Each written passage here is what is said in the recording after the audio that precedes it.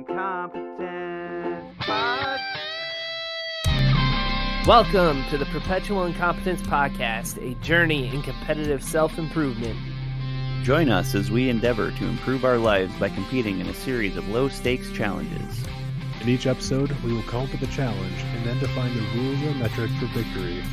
We'll have 2 weeks to do our best, and at the end, one of us will be crowned victor. Hi, I am he who dangles, melodious warbler Mike Picasso Collins, the Satisfinder, a.k.a. Lil Seeky Boy, the Songsmith's Revenge. Hello, I'm the Slumberjack, the Daybreaker, the Dashing Brogue, the Taste Bud Traveler, Dan Collins, the Wee Treater. And I'm the Lexicon Conquistador, Sugar Shunner, Professor Prospector, Planet Pusher, and Postal Pilot Driver Travis Gazellicus Brabant, the Clutter Cutter and bearer of the Incompetent Cup of Iridescent Splendor. We each have one idea for a challenge for us to attempt the next 2 weeks. After we've all presented, we'll decide whose idea is the best. Who wants to go first? Dan. Yes. Oh, Dan. all right. First. Take that, Dan. I wanted to, so we're good. So this one, I have an idea for a challenge. That's good, because that's what we're doing. What it is. This is what my idea for the challenge is. What if we just started that way, like, I challenge you to... Oh, let's start doing that. I challenge you. You may continue now. Okay. So I have hold on. I wasn't ready for this.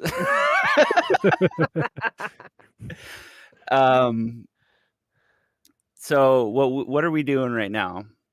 Talking. We're breathing. recording a podcast. We are pretending to make a podcast. And the thing that I've discovered, because I was sort of like looking around for a new podcast recently, because I've like caught up on a bunch of other ones.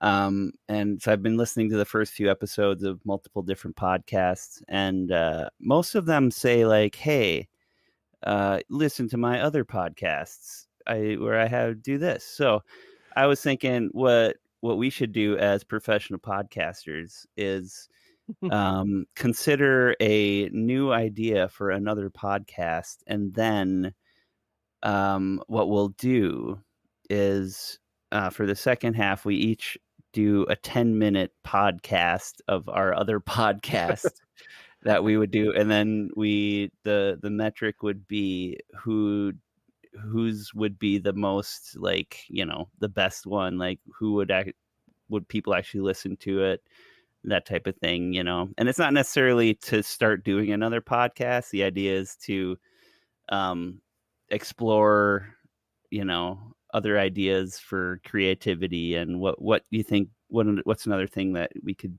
do that would be helpful. And seems like all the other big podcasters do multiple podcasts, so I was just thinking that it would be kind of a fun thing to give it a shot.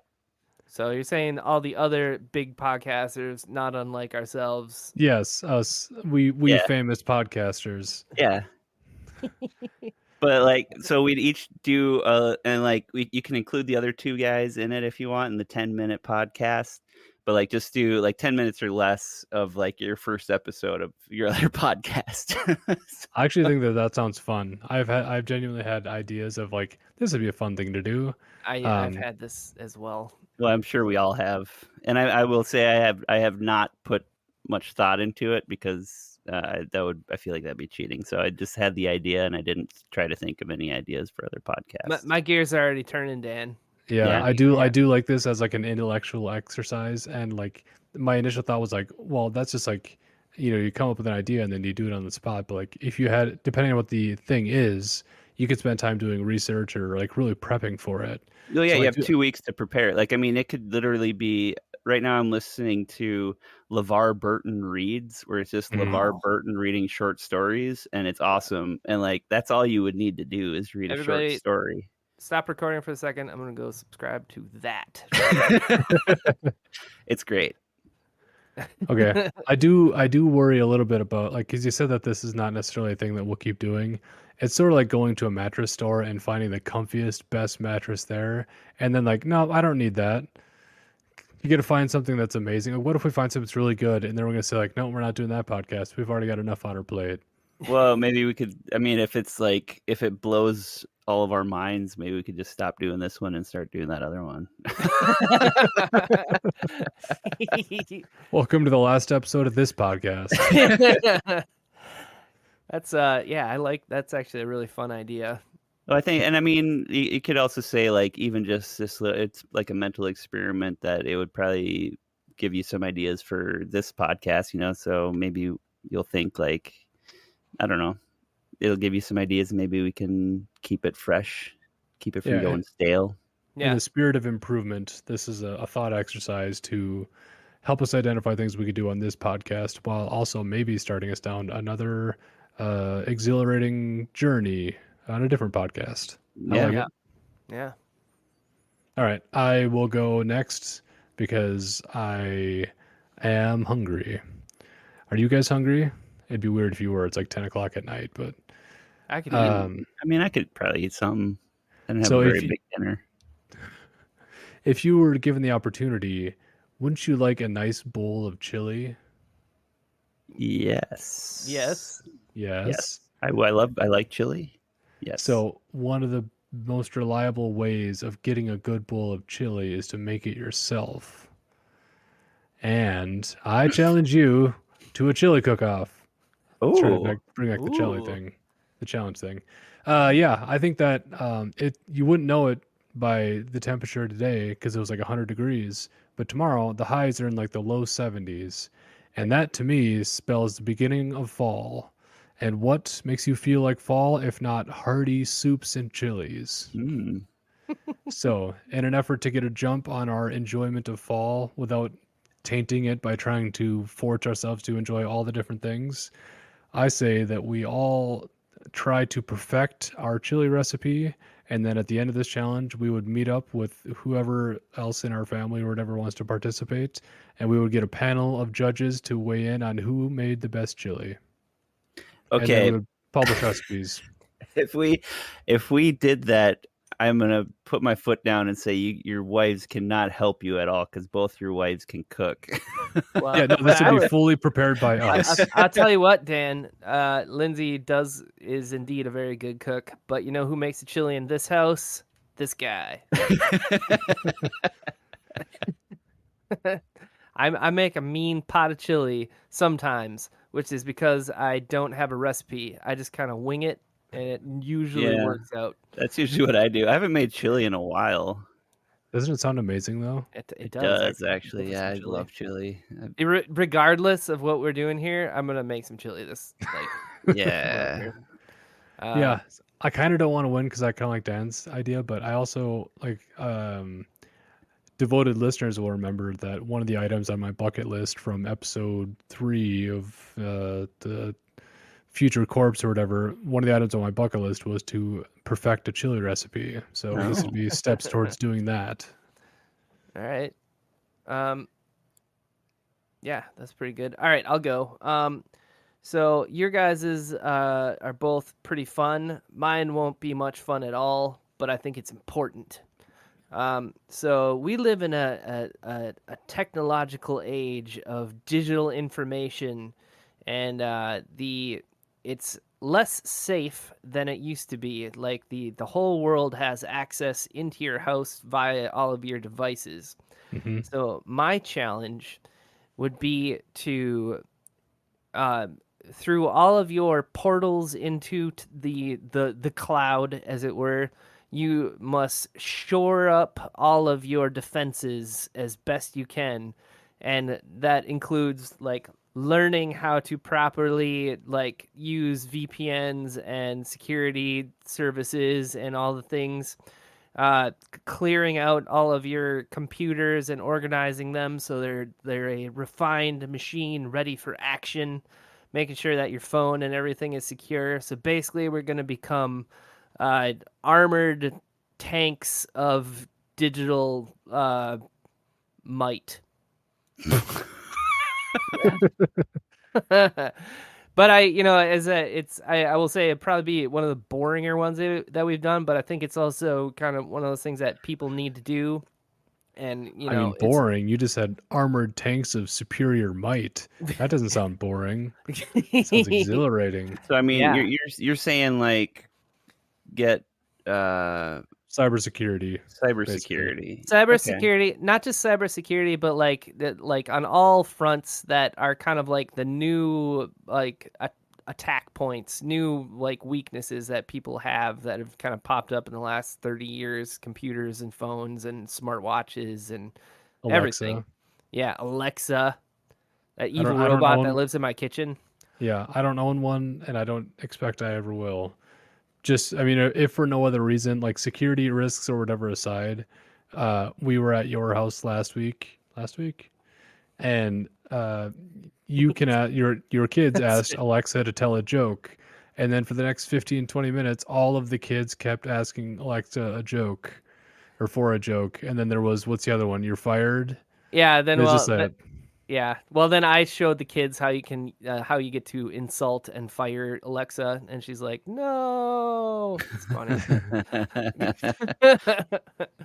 I feel like I'm kind of I'm cybersecurity paranoid. Like uh I mean, there's definitely some shoring up I could do, but I try to be, I guess, at the same time I carry my phone around with a camera that looks at me all the time. Yeah. Well, and Yeah. like so at one of my old jobs, I was in charge of the I was the IT department, which is funny because I have zero training in that. I took one class in college, I guess. But anyway, during my time at the company, we actually had a ransomware attack that attacked our accounting computer. And I don't know if you know what that is, but basically what happens is somebody hacks into your system and then basically makes all of your stuff, what's the word? Like locked up so that you can't access any files on your computer. And then they're like, give us, 1,000 Bitcoin and we'll unlock your stuff for you. Ransom, basically. Yeah, they ransom your own files back to you. And then I've had I've had that attack at work, which made me super paranoid. I had a sextortion attack. Do you know what that is? That's a fun No. one. Yeah. Basically, you get an email from a dubious source that is like, we got a video camera of you looking up the dirty pictures on your computer, and and we have your Facebook contacts, and blah blah blah, and then like give us money or else we're going to release this to all your Facebook contacts. And like, well, I don't have Facebook, so I don't think this applies to me. So I actually reported that one to the FBI. No, And that's kind I of actually, fun. I got a series of them, and I sent it, and I sent them all in, and then they stopped coming. So I don't know. That's good. Yeah, it made me super paranoid. Like, the people are getting my information. Yeah. So As a thought exercise, or anybody who's listening to this and not like driving or in a dangerous situation, turn your phone around and look at the back of it and notice that there's like 5 lenses and a microphone and whatever. Like, everybody carries a surveillance device around with them these days. And not I'm not saying that someone is always listening, but like there's always the potential for somebody to have access to your every waking moment. And that's not even if they get into your like saved information on your phone, your passwords that are saved in Google or whatever. All of that stuff, everything's saved in every application, all of your emails, all that stuff is accessible to anybody. yeah. So there's a pretty good reason to do something like this. I don't know that I want to do it right now as part of this challenge, but there's definitely value. I don't think Yeah. I have enough money or enough shame for somebody to exploit me like that. Like, you got pictures of me? Okay, what do you send it to everybody? Make It's the like- internet famous. That's what the celebrities do. Yeah. Yeah. But yeah, anyway, so that's my challenge. And then the person that's the most secure, basically, if my computer's so secure that I can't show up to record, that means I win. That's All right. I've All right. replaced my computer with a concrete brick. And no one can act. Yeah, there is that the Go Stone Age as the primary means of cybersecurity. Yeah. All right, let's figure out which one to do. All I right. would vote. I would vote for Dan's just because it sounds like fun.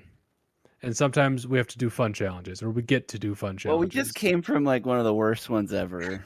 Yeah, we need to reflex our creative muscles because they died in the last couple of weeks. Yeah.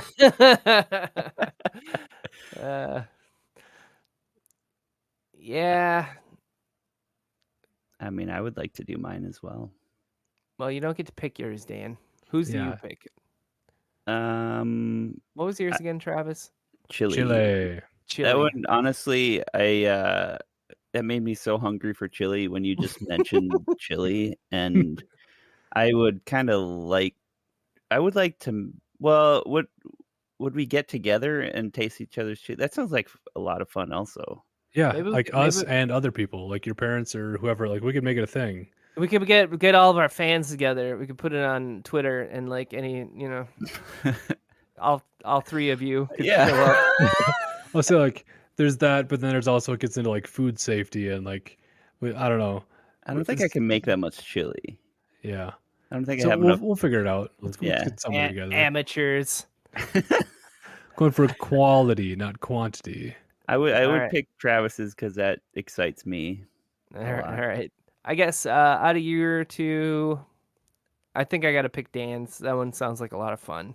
Yeah, So I'm on board with that. All right. Okay. So as far as a metric, it would just be like who comes up with the best idea. Well, yeah. I mean, like marketability or like, that's the best one. Who comes up with the podcast that you most want to listen to after we do like the 10-minute spiel? Yeah. There's also with podcasts, there's a sustainability problem that I think a lot of people starting a podcast kind of run into. Sure. It's because like they have a great idea for like a short run of podcasts, and then it's kind of like, well, what do we talk about now? And then that's why they stop making them. Yeah. So it, like I think that should be taken into account. Like if it's going to be a long running program, how do you do that? Yeah. Or Or I mean, it could just like a lot of them have a clear beginning and end when they start. That's true. And I don't think originality necessarily means better too. Like if you have a good idea if you think you could do something that like an established concept well, I think that would also be a fine thing. Yeah. All right. I think that's enough to work with, and we can just kind of keep it fluid and Keep it loosey goosey. Yeah. Okay.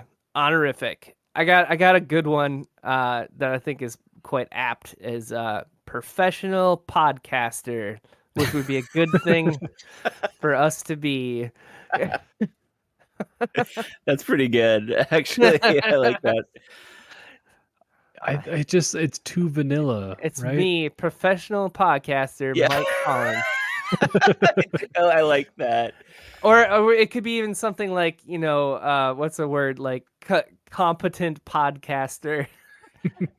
Disc jockey. Or because the idea is like coming up with a new podcaster. So I was leaning more towards like some sort of pioneer or innovative or something like that. The genesis of the cast. The face for radio. The pod man. The pod person. I like that too. Professional pod people. I don't mind pod in there somewhere. Pod is good. Pod is a good word. Pod. The podman. Podbrie. Podbrie. Pod. Because we're gonna do 3 options. It's kind of a variety. Here's one. Spartapod. The podpuriist. Podman. John Podflap. Podflap. Spartapod flap. The podcrafter.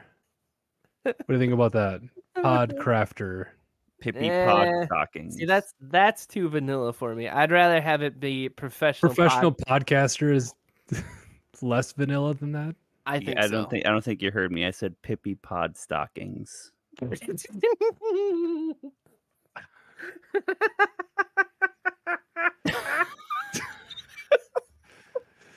think the accumulated sleep withdrawal is catching up to us. Pippy pot stocking.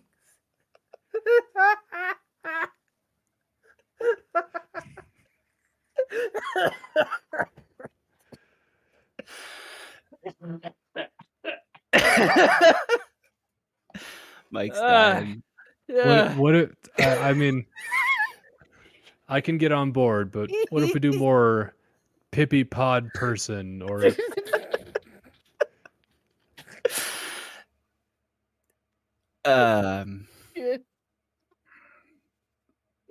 I don't even really. Yeah, sure. I think they're all pretty good. Great. Podfather. Podfather. Pod. Oh, that's pretty good. I might just, when I edit that, just say like when we say Podfather the first time, just say, and then we talked for another 20 minutes and came back to it. But you cut little sections out and put them in out of context. I'll figure it out. We've been podcasting for almost 2 years now, and if we feel like we should be professional podcasters already, but we're not. I don't think we've made any money at all yet. That's not true. We made $5. We have made some money. And when I say made money, I mean have not covered the cost of hosting and anything, but Pod Blaster, Podfather, Pippy pod stockings, the pod wad, Pod Blaster, Pod Blaster, the nasty caster, Podfather's Pippy pod stockings, the Pippy Podfather, the Podmaster, Podmaster, Podfather. What I'll say is it's no Pippy pod stockings. Pippy pod stockings. Pippy Podcast or Pod Stockings, or I'm okay with Pippy Pod. Pippy pod stockings. Can we just do Pippy pod stockings? All right, the Podfather. Jeez. The longest, most circuitous route back. Yeah, let's go with that one. Let's stop beating this dead horse. This can't take anymore. We're just turning it into hamburger at this point. Let's move on. Professional Pod Blaster. Microphone gemstone. Is that anything? The Balrog. That's it. The Balrog. The Podrog. Rock Bottom. We've hit rock bottom. Rockpotamus. You think anybody's actually still listening to the episode? Comes back to whatever we decide in the next minute. 60 seconds, go. The pod demigod. Wouldn't it be Demi-Pod? Lightning rod rhymes with pod. The Lightning Pod. Active pod. Active Podcano. No, act of pod. Like active god. Oh. What do you think about Active Podcano? Because I like the idea of erupting with new ideas. I think that's grasping at straws. How about grasping at pods? Grasping at pod. 3, 2, 1. Yeah. Grasping at pods is not bad. Grasping at pods. I'm okay with it. It doesn't make any sense. It doesn't really even rhyme either. Let's just go with the Podfather. Okay, moving along. All right, forecast. I honestly, this could go anywhere. Yeah. We're anybody's game. Yeah, anybody's game. So, I want to clarify something. So, do we need to make a demo, like a 10-minute demo of the podcast? Well, my thought was like we kind of do it. So you have 2 weeks to prepare, and then you do the pod. Like you say, like you go, and then you go. Like don't record it. Like you do it. you record it Oh, while we so record. so like while we're talking, or like so we explain what the podcast is, and then we do the podcast for 10 minutes. Yeah, We do a and podcast within a podcast. yeah, and like Podcastception. if you want to like include the other two people, you know, to like interview or say like, what's your opinion on this? Like, I think that's fair game too, you know? Yeah. Yeah, you can choose to incorporate the other two Yeah. as needed. Like this, Okay. like you have what we have available to us right now, and then you just do 10 minutes or less for like your first episode of your podcast is the idea. And make sure you keep it below 10 minutes because we don't want the second half to go on forever. Yeah. So below 10 minutes. I suppose if you can get people hooked in 5 minutes, then we need to actually do the podcast. I like it. All right. Sounds good. Okay, so we have our challenge, we have our metric, we have our honorific. Let's do this. Pippi Podstock.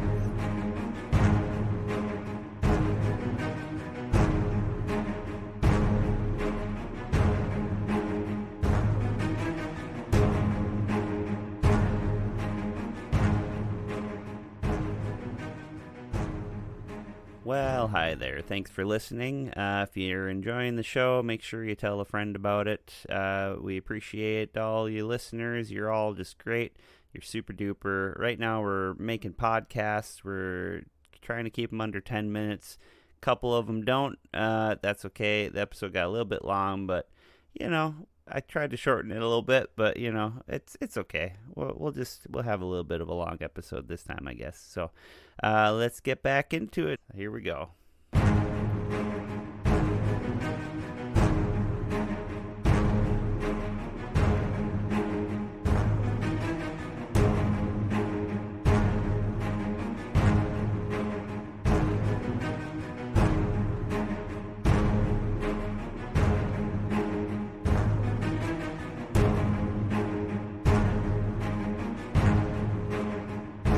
Welcome back to the Perpetual Incompetence podcast. As a reminder, we recorded the first part of the podcast 2 weeks ago, and since then, we've been racking our brains trying to come up with a better idea for a podcast. We've got a lot of ground to cover, so let's get right into it. Do we want to cover anything, discuss anything before we just start running? I mean, I figure if we have 3 10-minute things, we better get moving, right? Yeah, I'm not convinced that mine will take the full 10 minutes. We'll see. But I do have something to discuss. I realized something as we were doing this, that like when I have creative ideas, the people that I tend to bounce those off of are you two guys, Yeah. which made this kind of difficult. I did Lindsay helped though, so that was good. Yeah, I had the exact same thing. I was like, I had like the idea of the thing that I wanted to do, but I was like pestering Holly, like, "Oh, what's a good idea for this thing?" And she's like, "I don't know. That's your job." That sounds like a you problem. Yeah, she was helpful and she did chip in, but yeah, I encountered the same thing. Is that like usually I would be like, "Hey guys, what do you guys think about this?" Like, nope, can't do that. Yeah, that's pretty much the only thing I noticed. Well, also the other thing, the thing that I bumped into was this one was actually pretty easy for me, and I may have been lazier than I should have been in prepping for this, because I came up with the idea like right away, and I was like, oh, that's pretty good, and then I just kind of fleshed some stuff out very slowly for the past 2 weeks. Hey man, when you know, genius strikes, you just gotta take it and when that lightning strikes, you just gotta put it in a bottle, Dan. That's right. Lightning in a bottle. That was actually something I had a hard time coming up with an idea. And then when I finally fell on my idea, it's because I've been looking for a podcast to listen to. And like, man, I wish there was a podcast that did this. And then so I made one. Oh, they say that's how a lot of famous and successful things were created. Yeah, people just made the thing that they were looking for. Did you guys have any like particular approach or like thoughts as you were kind of going into this, like sort of like key things that you're thinking about? I didn't, not as far as what helped me select the thing that I wanted to do, but I did spend a little time thinking and researching, like, what is the ideal, like, if you were to build a podcast from scratch, and like regardless of the content, what are some of the characteristics you'd want to have for that thing? Yeah. And I wrote down like ideal length of episode would be about 30 minutes. Release frequency would be weekly. And then ideally something that doesn't require a huge amount of research every week. And something that is self-sustaining, meaning that you don't have to like, you wouldn't like run dry of things to talk about. It would be like Yeah. an infinite thing. It would continually refresh itself. Yes. Sure. So those are all like characteristics of what I would say is a good podcast, both to do and to listen to. But that didn't really feed into what I decided. I mean, what I decided is not terrible on these metrics, but it didn't really inform my decision. Yeah. Yeah, that's a valid point. Like the sustainability was kind of something we thought about when we were coming up with this one is, how do you like are you going to run out of stuff right away? We haven't yet. Although, that's not to say we won't. I mean, I think we've got at least a good while yet before we'd actually run out of things. Yeah. Because I know that there's a number of things that we just don't want to do. Yeah. At some point it'll just turn into a podcast of us just doing things like, what do you not want to do for the next 2 weeks? And then Yeah. And I mean, also like we've done it a couple times where it's like try a thing that you have preconceived notions about, and there's a million of those. yeah, that's true. The yodeling and the Justin Bieber and whatever. So Yeah.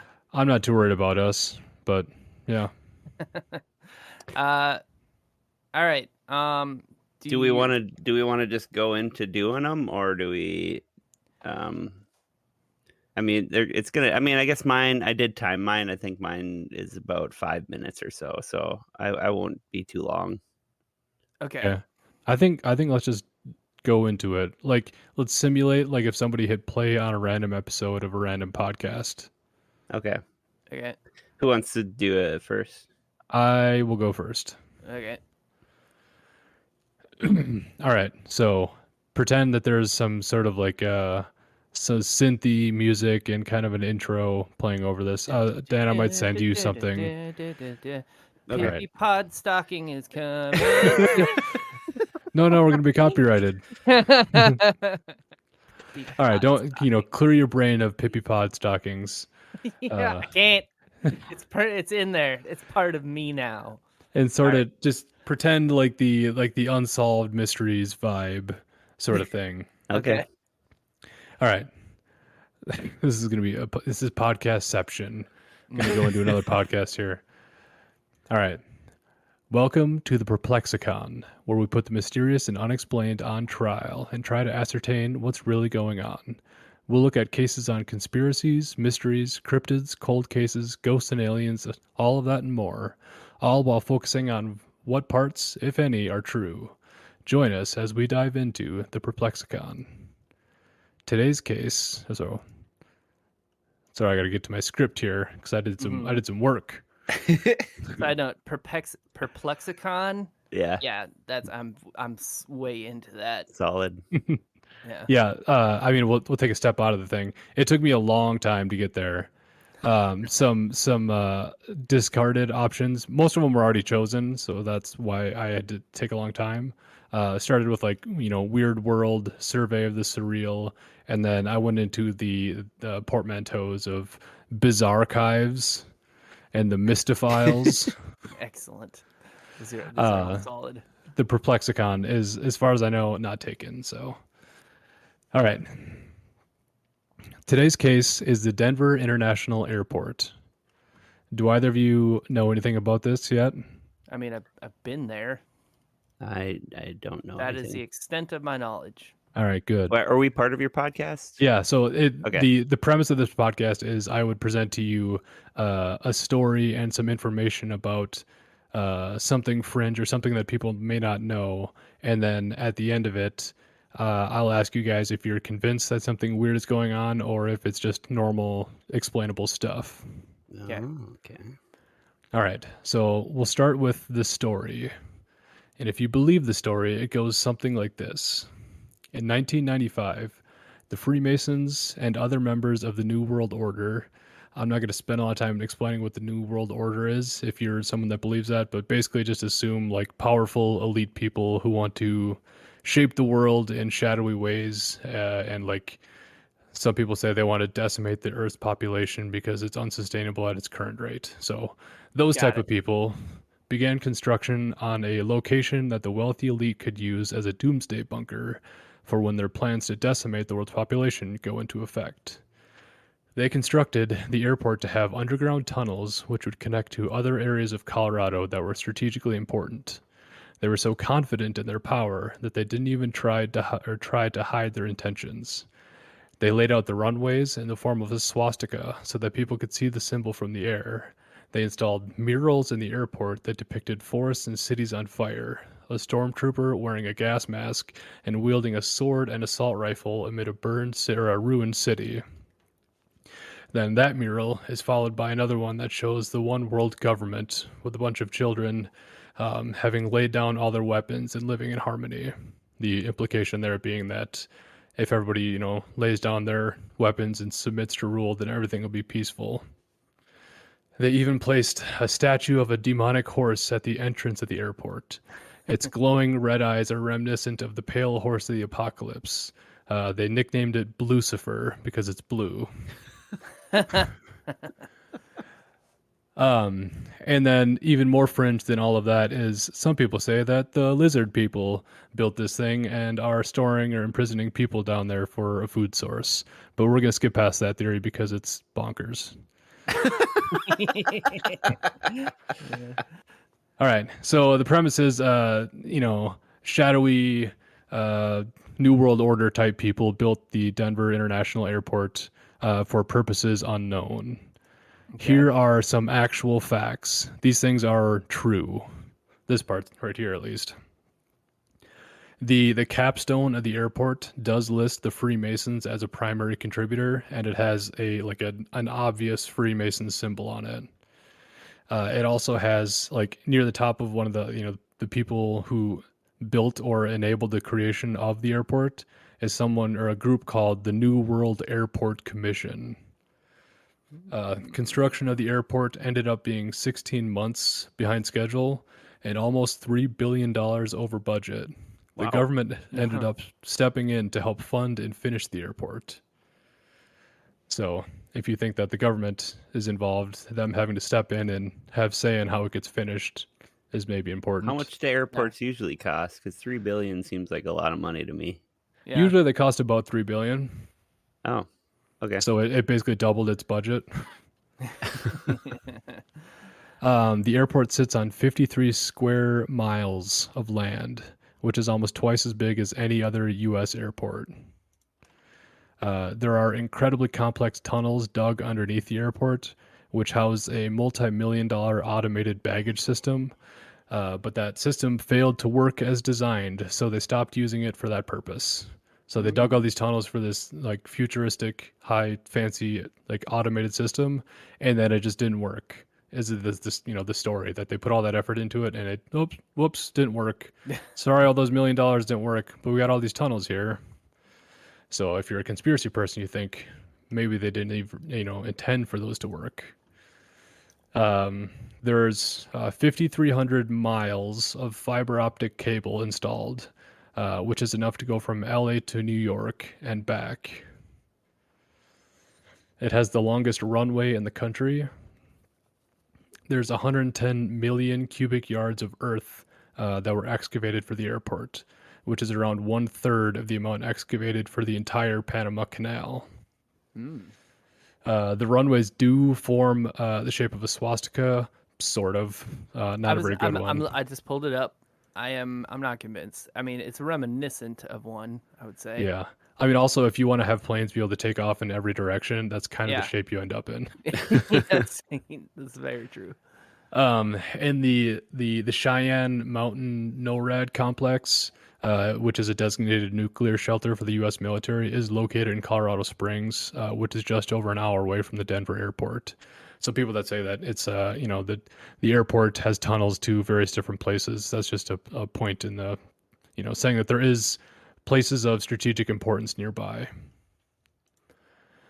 Now, a story to kind of support some of this, kind of a bonus story, I guess. In the 1950s, there was a hotel called the Greenbrier Hotel that was going to undergo renovations. So the government piggybacked on the renovation and installed a bunker underneath the hotel. The bunker ended up being 112,000 square feet with 25-ton blast doors, a power plant, cafeteria, a hospital with labs, a pharmacy, and it could house 1,100 people. It was intended to hold all of Congress in the case of an emergency. And it Oh. operated in secret for over 30 years, with none of the hotel staff even knowing that it was there. That's cool. Like parts of it weren't even underground. It was just there and nobody ever knew about it. Interesting. In 1992, the Washington Post exposed the facility, and in 1995, the government no longer used it anymore. And coincidentally, in 1995 is when the Denver airport was opened. Interesting. And in 2011, this is a separate story. NASA spotted the comet Elenin, which was 3 to 4 miles wide and appeared to be heading in Earth's direction. It was eventually determined that Elenin wasn't going to actually hit Earth, but then President Obama had already been rushed to a secure facility for protection. And the thing is, he wasn't taken to the Cheyenne Mountain NORAD complex. He was taken to the Denver airport. Ooh, Ooh, that's interesting. that is interesting. So Is the Cheyenne Mountain Complex, is that near Denver? yeah, it's about an hour as you drive. So that's that kind of throws a wrench in the works there for the conspiracy theory. Sure. You could say that. Maybe they went to the airport and they were going to drive there, or maybe there's tunnels underneath there that go there. Yeah, that's probably more likely. I mean, So- that seems fairly reasonable to believe. Well, I mean, So- a 100-mile tunnel is kind of pushing it. Well, they excavated basically the length, or a third length of the Panama Canal. That's true. I So- could be convinced of that like it's because it's like central U.S., landlocked. So like maybe since they have the NORAD whatever Cheyenne Mountain thing there, that they would use the Denver airport and make like secret connections to that joint. That kind of makes more sense to me, and that's actually kind of logical. Like, I mean, is that really conspiracy though? It just seems like a pretty like solid idea for security. Yeah, and I mean, like, this doesn't have to be like, I believe this absurd thing is real. Like, we can find middle ground.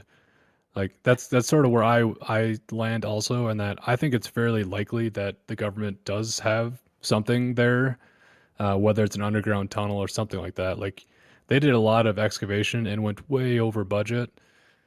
And like I said, it is centrally located, and the runway being extra long, you could say, is so that it could like accommodate for like C-130s landing there and other things like that. yeah, Yeah, I mean, I think when people have these big government conspiracies and like start tacking on all these extra things, people way overestimate like how organized and how good the government is at, and how like efficient they are at spending money. yeah, Like they're not like they're real bad at it. they're real bad at it and like make mistakes and like go way over budget all the time on most things. I Yeah. think it'd be easy to say. I think what a lot of conspiracy theorists kind of misrepresent is how much people in the government care about their job. And I'm sure there's people at the top that care very deeply, but average Joe, 9 to 5er doesn't care. And in order for most of these to work, those guys they'd have to play a part in it. You know what I mean? But had you guys ever heard about the Greenbrier Hotel? No, I hadn't. No. That is interesting. Yeah. It's a real thing. Like, they give tours of it now. Interesting. Like, cool to see. I had never heard of that. Like, isn't that insane that like Yeah. that's a thing that exists, but that nobody knows about? Well, we know Yeah. about it. We Yeah, I do know about it now, now. but we like, I think we talked about in the episode where we try to like watch documentaries and stuff. Like, we pay attention to a lot of like stuff. I've watched a Yeah. lot of Discovery Channel and a lot of, well, History Channel, now Ancient Aliens and whatever. Um, I had no idea that exists, and like that they kept it secret for 30 years. I mean, speaks to how they could get away with something like that. Yeah, that's Yeah. true. I mean, that's a good point. There So, you go. what do you guys think? I don't think it's, like they're saying but I could see it being a utilized, I don't think it's probably not built specifically for like to run the government from there, but I could see certain aspects of it being utilized for the reasons that I said. It's landlocked, it's in the middle of the country kind of. Yeah, and like And then the aliens had a yeah, part of it and everything. yes. Yeah, you know what's not that far away from Colorado is Nevada Utah. or Yeah. Utah. Wait. Wait, It's wait, is Area 51 in Nevada or I think Utah? in it's Nevada. in Nevada. Oh, But well, Utah's pretty wild too. They got It's a pretty cool I, state. bet, I better turn in my tinfoil hat.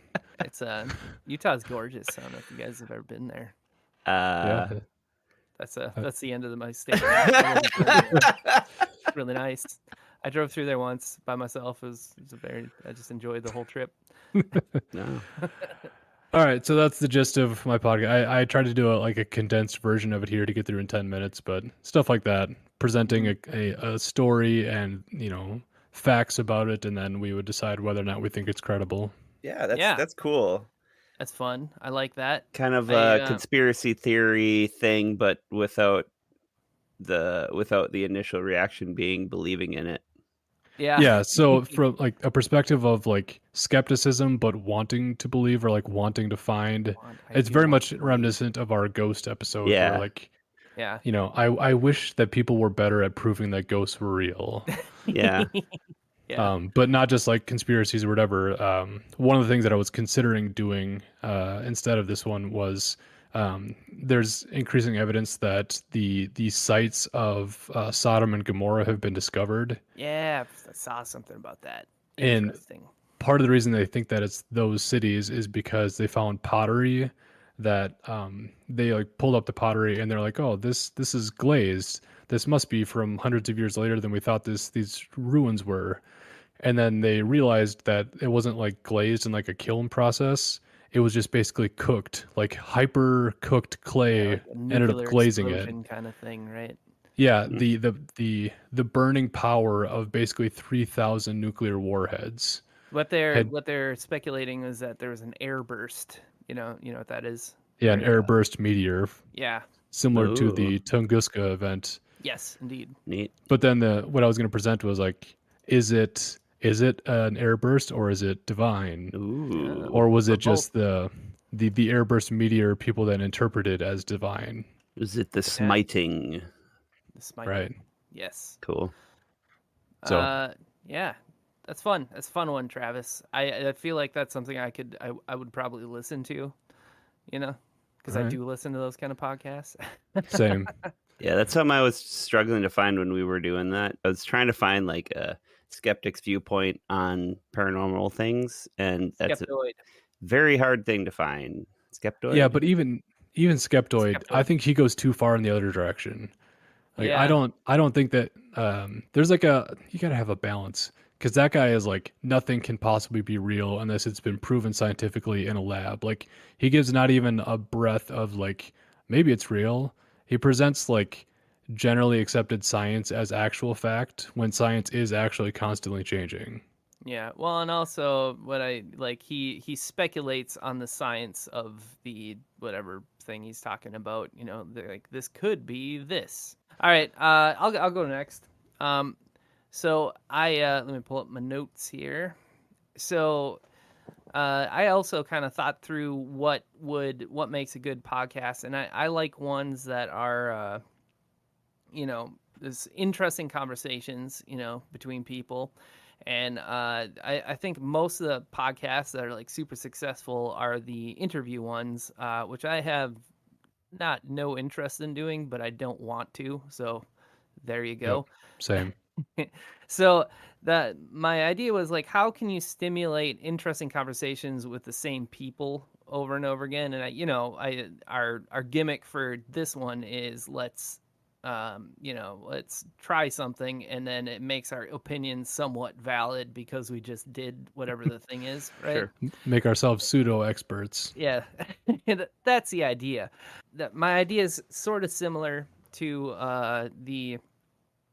kind of what we do now, but the point is conversation, and but this is how it works. Everyone will bring a controversial, debatable topic or something like that to the table, and we're going to pick one to talk about because I like the discussion of picking something to talk about, because then you can poo-poo on people's ideas, which is always fun to listen to. Sure. And then the difference is, instead of just talking about this controversial topic, is we pick, or the person that bringing it should have an idea of part of that thing that is kind of an unknown and is debatable, and kind of the source of like the controversy in whatever the topic is.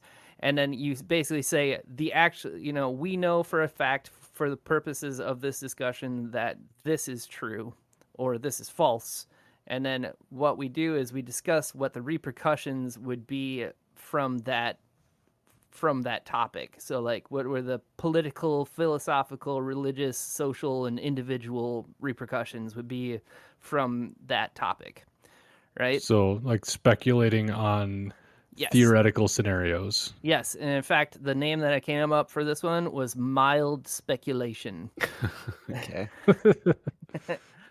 So, I have my initial idea here that we could discuss, but I would like to give you guys like I don't know, 2 minutes to think through an idea, and then we'll come back and reconvene and do it proper. Okay. You guys into that? Sure. And like, just for clarification, what kind of ideas again? Like, Is it like I speculate that Justin Bieber will become president? No. It's like, all right, so the topic of, well, okay, so here's my idea. So, or for the one that I'm going to bring to the table. So I don't know if you guys saw this in the news recently, but the Mexican government was presented 2 alien bodies that were pretty sure made out of paper mache or something. But anyway, like, so the idea would be, so we saw that, and then what would the repercussions be if those are 100% legit alien little bodies, little paper mache people? Okay. And then we discuss like what are political, philosophical, religious, social, individual repercussions for that. Okay. And that's what we do. And then we don't come to any conclusions because we are not smart enough. We don't have answers, just idle speculation. Precisely. You get it. Okay. All All right. Let me think for a second. Okay. I'm ready. Okay. So we have our topics. You guys have already heard mine. What do you guys bring to the table? So I just returned from a vacation to Washington State, where I went hiking on Mount Rainier and surrounding area. And Mount Rainier is actually a dormant volcano. And not talking about Mount Rainier for this theoretical discussion, but the Yellowstone supervolcano. Yes. Is a thing that people have said it could eventually detonate or erupt, rather. And if it did, anytime, it's like past due, I Yeah. think. Yeah. It's ready to go. So I speculate, or I wonder what the world would look like if that volcano erupted and ash and soot were spewed into the sky and cooled down the earth, and what political, like, vast swaths of the US would be just melted, farmland being destroyed, how economic, politically, how that stuff would shake out. Interesting. Dan? So you touched on it briefly when you were doing your little podcast. What if the reptilian conspiracy theory, where many powerful people and political figures are actually reptile species that are secretly controlling the world, we get concrete, hard evidence that that is in fact true. Somebody on camera takes off their human mask. Yeah. Yeah. Well, as we all know, they're shapeshifters. So Oh, sure. Yeah. boy, that's fun. I kind of like the alien one. I feel like we should just do that. What do you guys? I do like the alien one. I like Dan's. I have been to Yellowstone, so I feel like I'm an expert and I have a lot of talking points about that as well. I kind of like the aliens one. I think that the repercussions would be very similar between the aliens ones and the lizard people one. I don't know. Yeah. All right. Well, those little alien people aren't in control of the world. That's true. But if they exist, how would you know that? That's part of the discussion. That is All right. true. Do we want to get into that one? But Sure. It's your idea, so let's go with that in this The one. aliens. Yeah, The lizard people one is pretty fun. that is a fun thing to think about. Yeah. All right. Yeah, we can do the aliens. All right. So, as we all know, aliens have been revealed to be true in existence. Mexico was the first country to reveal it to us. So, And they've been what do here we for do? thousands of years too, because they were actually mummies. Yes, that Yeah. is true. They And were. as I we believe all they're found in Peru. we all recall with perfect memory the press conference in Mexico where they showed the alien mummies, and then the U.S. government came out and said, "This is all true. Everything that they're showing is real, and we have the same thing. We can verify that those are real aliens. The time is now." So politically speaking, so obviously there's been a lot of talk about, if we're on the verge of, revealing that aliens are true from the government anyway. Yeah. Disclosure. Yeah, the exposure, right? The disclosure is what they call it. Disclosure. Well, exposure. Being exposed to it. Yeah, I know. Sure. But anyway, so yeah, I feel like if it was real right now, I think people are ready for it. I think people are ready for aliens to be real. What do you guys think? I am so ready for aliens to be real, honestly. And I think most people would just be like, okay, finally, why didn't you tell us this before? Yeah. I think you guys give too much credit to most people. I think most people would be like, okay, whatever. Can I watch the Kardashians now? I think that like if we weren't actively being like enslaved by a race of aliens, most people would just go back to their regular life. Well, I agree 100% because in the end, that's like how you have to live no matter what, throughout history, whenever there's been like giant upheavals in the natural order, like in the end, people just got to get back to it. You gotta get back to work. Yep. Gotta earn that paycheck. Yeah. Yeah. But I think politically, what would probably happen is any anti-establishment, like politician would now all of a sudden be in the running because anybody that's been upholding the status quo has been like blatantly lying on a pretty big thing to everyone for a long time. So the people that have like upheld the secrecy and like kept things from people probably wouldn't be looked at too kindly. I don't know. I don't think that. I mean, if you're in like that position of power, you can be like, oh yeah, no, it's totally fine that we kept the secret from you, and people would be like, yeah, you're right, I mean, you're probably not wrong there. Realistically, it seems like the people that are doing the withholding of information are not really in elected office anyway. Yeah, that's true. I think depressingly, I don't think much would change, No, I agree because what it would kind of reveal is like this has been the truth the whole time. You guys just didn't know it. Yeah. So, I mean, what would change things is if suddenly like alien technology was was shown to the public, or like if like aliens came or like, oh, that's our mummies. What's up? We're the living ones. Then they would be like celebrities and on TV and stuff. But then after a month, it wouldn't be a big deal anymore. I don't know. It's Hold on, hard to guys. say. I got it. This is the thing. So the aliens are proved to have been real. They've been real the whole time. And then on the backside of the, whatever sarcophagus those aliens were discovered in, there's murals depicting those aliens fighting against lizard people. Oh man. And then we find that the government, aka lizard people, have been withholding the knowledge of these aliens because the aliens have been trying to free us all along. Oh my god. That's pretty great. Although I don't think that fits into the realm of the discussion, but that's worth holding on to if we come back around to this one. I mean, it was so grounded before. Yeah. Well, okay, let's talk philosophically. I think initially there'd be sort of a fear and despair, like just kind of in mass throughout, everywhere, right? And there'd also be like a huge group of people that are like, that ain't true. They're lying about this, Yeah. That There might would be like definitely be more than half of everyone would probably do that. there would be like a huge wave of nihilism in Yeah. people that were already probably predisposed towards nihilism, but like a lot of people that I don't know, people that had just like slaved away working their 9 to 5 and that had their reality shattered and like took the time to really contemplate it would probably be devastated like temporarily, and then they would just go back to it after a few days, I think. I think Yeah. it depends on what, like, would we know the attitude and philosophies of the aliens?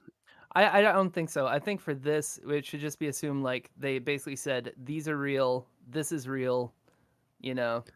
Because I Well, mean, if like they're- let's say like the aliens had like the same kind of moral code, and even like what if they even shared our religion? Like then it would Yeah. be like, oh, this like cements the things that we believe in. But like if they're just completely different in every way, then it's like, well, who knows what's real anymore, you know? Yeah. Well, there's an interesting thought here. So as you brought up religion, and I think people would say like, would it collapse a religion? And you said if the aliens share our religion. The thing is that we don't share our religion. That's true. Yeah. So I mean, yeah, I don't think it would have that big of an impact. For some people, it would be like, all right, well, we got to fit this square peg into this round hole, but we'll make it work. Yeah. Yeah, people can convince themselves of anything. Well, and there's like I would say in most religions, there's not a clause of mutual exclusivity. Yeah. Like the whatever deity of your choice isn't necessarily like aliens. They all go to hell or whatever. No, I think So, I did some research on that. I think like in Catholicism, like they actually came up with like a game plan if aliens showed up. I don't Really? remember what it was, but oh yeah, I mean that you gotta factor in all those possibilities. Yeah. I mean, there's genuinely wild stuff in the actual Bible. that's Like- that's a valid point. Yeah. Like there's like the Nephilim and giants and was it the dragon, the Leviathan is like a skin made of like armor and breathes fire, and like no point in the Bible is it like, well, there's no way there's another race of people somewhere. I mean, like the fact that it mentions that we were made in God's image is one thing, but it doesn't say that you are the only creatures who have been made in that image. Ooh, Yeah. think about it. Yeah. There you go. I like that. That's interesting. All right. Socially, I don't think. Yeah, I agree. I don't think there'd be much change. Like, I don't. You know what I mean? There'd probably be a lot more like aliens would become like in vogue heavily. Yeah. Well, and yeah. there'd also be like they'd be in vogue, and then there'd be a lot more like conspiracy theorists. I bet there'd be a lot more people kind of asking for like, what else are you hiding? That kind of Oh thing. yeah. Yeah. Ghosts. They're Yeah, real tell us too. about zombies. Where's the zombies at? Yeah. That guy from Ancient Aliens would immediately be the most credible scientist. He's just being fed grapes on a sugar ground. Being Like I fed told grapes you. at the altar of science. Yeah. He's just on his throne. Neil deGrasse Tyson is feeding him grapes. Fanning him with a reed or whatever. Yeah. Yeah, socially, I think it would become in vogue, and there would be like TikTok dances to attract aliens. Or something. This one's called Alien. Do the alien. Well, it reminds me of Independence Day, like all those people that like got to the top of the skyscraper and like, come get me, you know, like me first. Yeah, there would be, I mean, those people, and there'd be like a wave of doomsday cults and stuff like that. NASA would get so much support. Yeah. People would be like, let's go to space. I mean, we have a Space Force. I mean, the Space Force is what would get a lot of support because people would immediately be afraid too. That's true. There would be like, whenever time we like encountered something new, it would be like, okay, time to spend $1 billion on defense. Yeah. Do you think the world would unite more? Absolutely not. I don't think so. Yeah, probably not. Maybe we're just cynical about humanity, but I don't think so. I think we would maybe unite for a time, but then if we didn't encounter like broader, more like living aliens, if they just proved that the mummies were real and we didn't encounter any actual ones, then I think eventually that unity would degrade and we'd go back to status quo. It would be like what other, like what are the other countries hiding from us? What kind of mummies and spaceships do they have? You know? Yeah. Like why aren't they sharing it with us, with humanity? And to be fair, I think that already exists. Yeah. If you believe the stuff that's coming out of like the David Grush, whatever testimony, that's its own separate thing. But the speculation there is that like all governments have been trying to collect, spaceships and whatever for years and trying to like mine as much technology as they could. If you believe that stuff. All right, I think we're getting a little over 10 minutes here. We are, but that was fun. Yeah. So anyway, that's the viability of the idea. Yeah. Yeah. So anyway, that's my podcast idea. Mild speculation. We can workshop the title. Yeah, I think we could spice it up a little bit. Yeah, it's fun. I mean, the idea is good. It would be good if we got smarter people involved, probably. Yeah. Like experts. Bring expert guests in. Yeah. Actually, that would be awesome. Yeah. That would be fun. Maybe somebody better than us could do this podcast. Yeah. Bring it up. Yeah. I even just as talking through it, I was like thinking about it, like, oh, this would be a fun one to talk about. Like it generates ideas and like it speaks to, it could have legs, I guess. Yeah. Yeah. Well, I mean, all three of the things we mentioned, I thought would be like, I would just like to just sit around a campfire and have that conversation. Excellent. All right, Dan, let her rip. Oh, okay. So I need to put you in the correct mindset before I start. So you just got, you don't work from home and you commute to work. You just got in your car and you turn on the podcast and the podcast starts. I'm there. And music is playing for a couple minutes first. Good morning, everyone, and welcome to the Morning Traffic Support. I am your host, Dan Collins, and the Morning Traffic Support is a podcast fine-tuned for those of us in our cars on our way to work. Maybe we aren't feeling great this morning, or maybe we're just anxious about the upcoming unavoidable conversations we have to have with our coworkers, or some of us are simply working on waking up. Fear not, I'm here to help you get through this morning.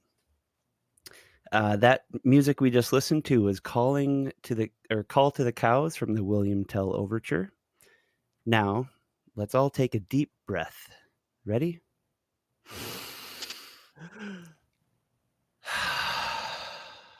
Let that oxygen get into our brains and wake our body up a little bit. Get those neurons connected. Today's word of the day is ubiquitous. Ubiquitous means present, appearing, and found everywhere. Examples of ubiquitous would be cell phones are ubiquitous these days, or leather is very much in fashion, as is the ubiquitous denim. Feel free to use ubiquitous throughout your day today. You can make ubiquitous in your language if you wanted to. Isn't that fun? All right. Let's take another deep breath. Are you ready?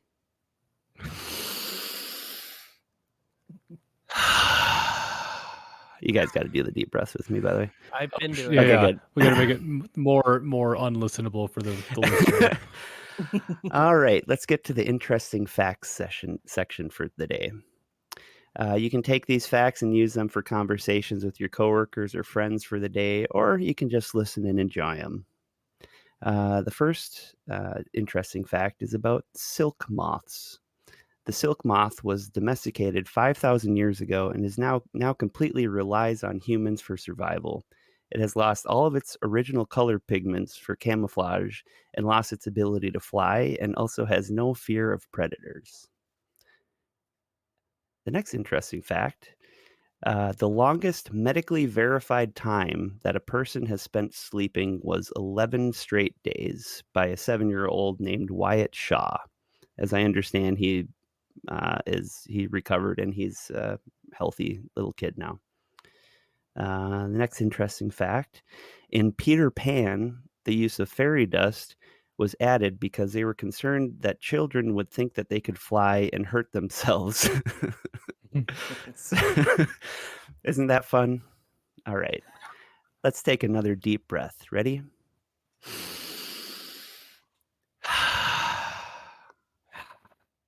All right, here's today's joke. As we know, a little laughter in the morning is good for the soul. A local bar was sure that its bartender had the strongest man around. They offered a standing $1,000 bet. The bartender would squeeze a lemon until all the juice ran into a glass and hand the lemon to the patron. Anyone who could squeeze one more drop of juice would win the money. Many people had tried over time, weightlifters, longshoremen, etc., but nobody could do it. One day, a scrawny little man came in wearing thick glasses and a cheap suit, and in a tiny, squeaky voice, he said, "I'd like to try the bet." After the laughter had died down, the bartender said, "Okay," grabbed a lemon and squeezed away. Then he handed the wrinkled remains of the rind to the little man. But the crowd's laughter turned to total silence as the man clenched his fist around the lemon and 6 drops fell into the glass. As the crowd cheered, the bartender paid $1,000 and asked the little man, "What do you do for a living? Are you a lumberjack, a weightlifter, or what?" The man replied, "I work for the IRS." Classic. Wasn't that great? I'll wait a moment for your laughter to die down.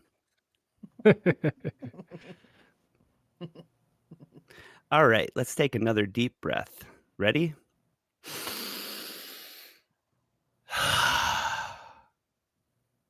You could say deep breaths are ubiquitous in this podcast. Now let's finish up with our Energizer song. Today it is the final countdown written and performed by Europe. And then the final countdown plays, and that's the end of my podcast. Oh, nice. No joke. If you made that podcast, I would listen to it. Dude, I'm telling you, I've been thinking, like, in the morning, I wake up and I'm like, I can't, like, all these morning podcasts, it's like they do these in-depth interviews, and I'm just like, man, just help me get up in the morning, you know? Yeah, if you could wake up at 4 a.m. every day, record it right away, like make a cup of coffee, record it, and publish it immediately, do it in one take. Yeah, you could do that for sure. But a Yeah. daily podcast would be so hard. Well, so the idea, so a couple things about it. So I had very calm music in the morning. The intention was for like a couple minutes, it's for you to get out of your neighborhood and onto the highway or whatever main road you're getting to before you really need to start listening to it. Because whenever I start listening to a podcast and I'm like backing out and like finding the main road, I don't really pay much attention to it. So, and then none of it is about current events or weather or any of that type of stuff. It's all things that you could listen to any day, and it wouldn't matter what day it was. So it wouldn't have to be. That's why it's people could listen to it one every day, and yeah. So I just have to have stretched a out. bank of them basically, and I could do multiple in a day. And it's called the Morning Traffic Support, not the Morning Traffic Report, because it's Uh, not a report of the day. It's supporting you for your morning commute. That's great. That's That's like great, a Dan. super good idea, Dan. Yeah, you should just do that. And I've been listening to what's his name, LeVar Burton. He has Yeah. LeVar Oh Burton yeah. reads, and he at the beginning of every episode he does the deep breath, and I do it with him. He's like, "All right, before we start, let's all take a deep breath." He did exactly the way I do it, and I do it with him. And if it's in the morning, I'm like, "Man, that feels so good to do." So I just peppered it in there. Yeah. Excellent. It's got kind of I mean a LeVar Burton, but also kind of a Bob Ross. Yeah. I would worry about like putting people back to sleep. Well, that's why you end Well, it with the Energizer song. yeah, That's and the joke. and the Get the joke. joke going. And also the Well, joke while you you can use at work to tell it. So every day you have a new joke at work and people think you're the funny guy. my only feedback would be for your intro, and I had this thought while you were doing it, was you should do the song that your mom used to sing. Do No. like a ukulele cover of that. Well, I did Call to the Cows, which is kind of the Yeah, that's stereotypical pretty morning good. song. Yeah, that's true. It's probably was it public domain Public as well? domain. Yeah, I Yeah. don't think people would want to hear that song is hammered into our brains, and It offends the senses. All right, that was great. Yeah, that's great, Dan. That was like we'll jump into the judging, I guess. I Yeah. think Dan, I think your idea was possibly the best idea for a podcast. It's not a particularly good one for all of us to do, but as a single idea, that was pretty good. Yeah, that's a yeah. good Well, one. it wasn't. You guys were not involved in that. It was. Yeah, no, I Yeah. know. I was here. Yeah. I was breathing deeply with you and having a little chuckle, which I think is the point of somebody listening to it, Yeah. right? Yeah. Yeah. It's great. I enjoyed Travis, I enjoyed yours. I would say I would worry about the amount of research you have to do for each one. Yeah. They couldn't come out that frequently, just due to the that, Yeah, you're not wrong, but the thing is, like like almost all these things have been done in a million different podcasts already, which is also a negative to my idea, Yeah. is that it's not the most original. There's a lot of that stuff out there, but I think that we would bring the skeptical but wanting to believe aspect, which is Yeah. apparently hard to find. Yeah. But you're right. No, I honestly, I actually have been looking for a podcast that has that same concept. There's some out there, but I have doing it well would be the trick, I guess. Yeah. I'll put a plug in here there's a podcast called The Y Files, and it is super good. There's no It's skepticism in that guy, though. I gotta say. well, if you listen to the end, he provides the supporting or lacking of supporting information. He starts with like presenting it as like the story is told, and then he'll like say like, yeah, none of that's real. This dude later was proved to be completely lying about all of it. But but yeah, fair points. Mike, I enjoyed yours also. I think that Dan made a good point about those are like campfire conversations, Yeah. which could go infinitely. So there's no shortage of things that we could talk about there. Yeah. I mean, Dan's is just like, as far as a good idea for a podcast goes, that's like pretty unbeatable, I think. It's pretty good. I enjoyed our conversation during mine. I thought it was like I could have kept going for another hour or so, probably. Yeah, I feel Yeah. like my main concern with yours, Mike, is that like you'd have to cut yourself off at a certain point, Yeah. Like I also worry that we would sort of like retread the same paths each episode. that's true, yeah. Yeah, that's a valid point. And then so you'd have to, if you were to do that one, you'd have to make sure that your topics range pretty like significantly. Because I was thinking like you could do like not just aliens and stuff, but you could do like religions and politics, whatever, anything that Get into people all the kind of. heavy stuff that we avoid on this podcast. Yeah, exactly. That was kind of my thought. Is like the original thought was so that you could have conversations about stuff that's kind of off limits, but given that there's an assumption of a truth or a known, so like the debate part is over. So now you're just talking about the like what it means if that is true. You know what I mean? Yeah, that's Sure. an interesting. Yeah, that's a cool perspective to take on it, I think. Cuz like that it can get kind of awkward if people are debating like a particular like possible fact, Yeah. but if you just say this is true, what does that mean? Yeah. Yeah. Yeah. As a thought Yeah. exercise, you give Yeah. yourself, like, if you just skip past the whether it's true or not and you just evaluate the consequences or the implications, Yep. that is an interesting Yeah. concept. That was kind of the genesis of the idea is like how do you discuss the things that people don't like to discuss, or people do like to discuss. That's just it. People love talking about that kind of stuff, but people get angry Yeah. Yeah. when you discuss them. That's So part of why when I was in the Marine Corps, there was like a wave of like zombie movies and TV shows, yeah. and endless hours of waiting in the Marine Corps was passed by us just speculating on how we would survive a fictional zombie apocalypse. Yeah.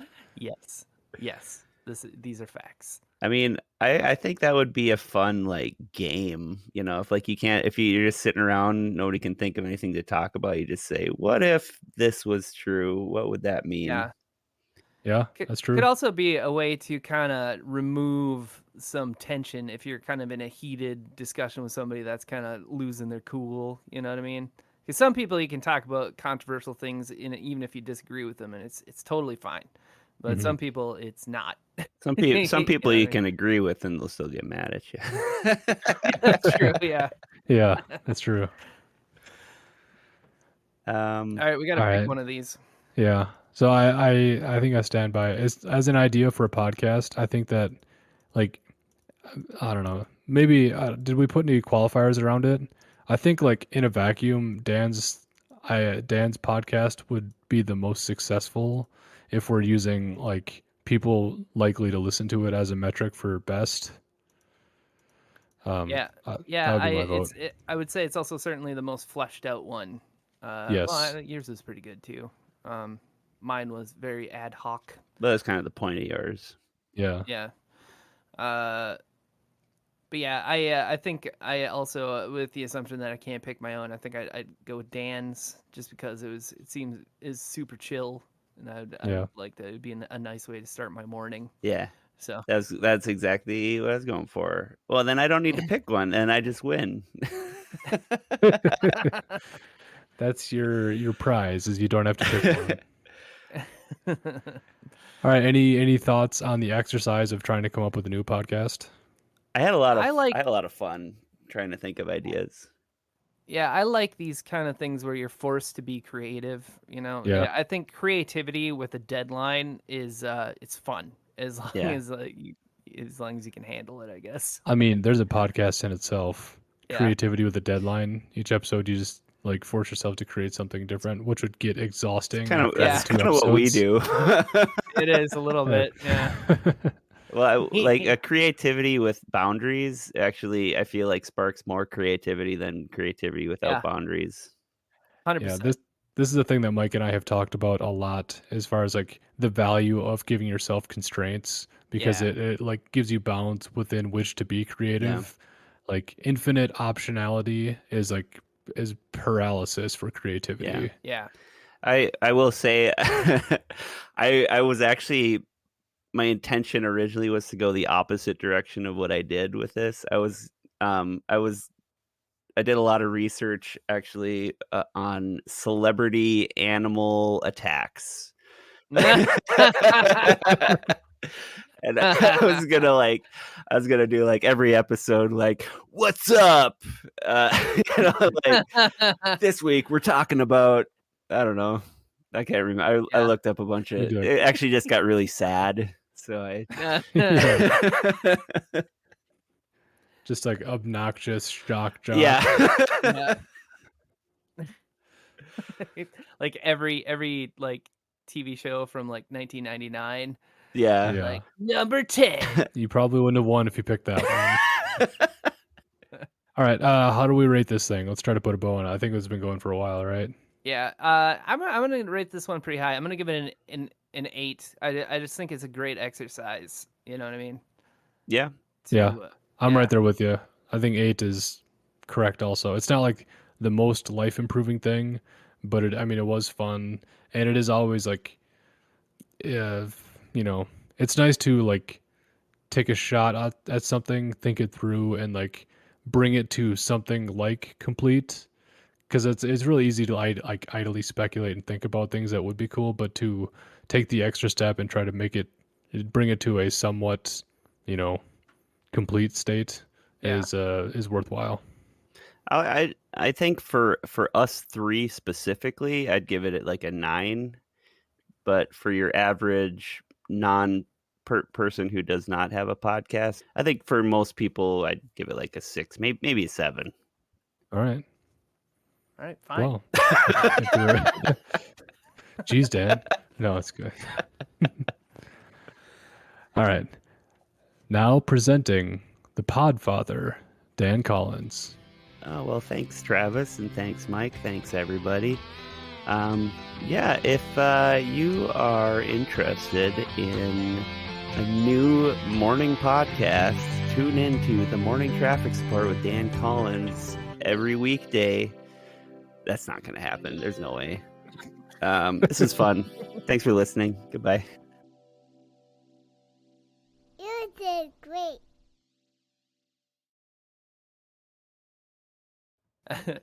Before I stop recording, if anybody is actually interested in any of these podcasts or has a better idea for one, like, you guys should send them to us.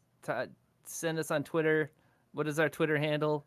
At Incompetent Pod, or you can just email Perpetual Incompetence at gmail.com.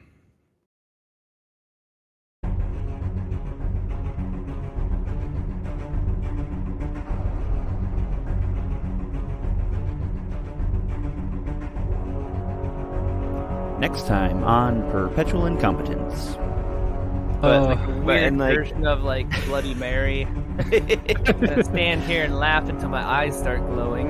Until the Joker comes. Also, next time on Perpetual Incompetence. We should keep a gratitude journal.